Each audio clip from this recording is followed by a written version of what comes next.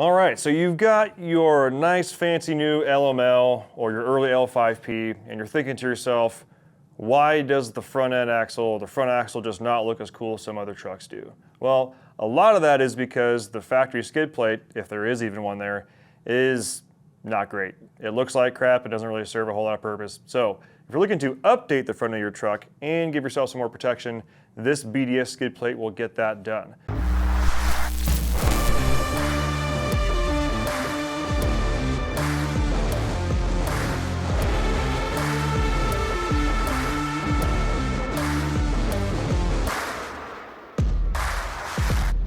So year ranges, that's going to be from 2011 to 2019. So that covers your LMLs and the early L5P. Nice thing about this skid plate is it reuses the factory bolt holes, makes installation very easy. You will notice there is a tech note on the website about that. We have found every so often we do get some responses from our customers, which we love. It helps us provide a better experience for you guys, that sometimes these bolt holes just don't quite all the way line up. Nothing that a file or a Dremel cannot take care of. Otherwise, reuses all the factory hardware and is good to go.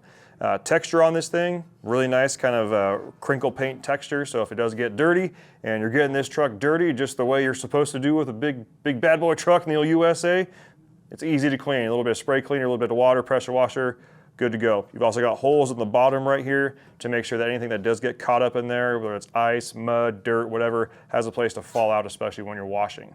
Now, as far as protection goes, if you don't have a skid plate, this is obviously going to help out a lot. But if you do have a skid plate, this actually covers more area than the factory one did. So if you want to make sure that you're not getting anything up in that initial cross member there or up into the accessory drive on the front end of your truck, because it will happen when you're towing with the family in the dead heat of summer, that's when the weird stuff happens. This prevents that from going down. Last thing to note here is also more fitment as far as other lift kits and whatnot.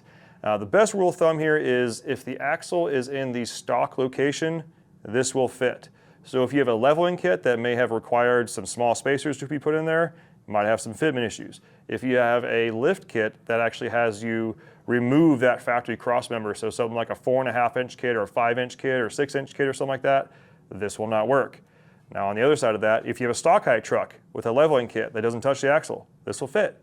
If you've got a BDS 2 to 3-inch coilover kit, this will fit.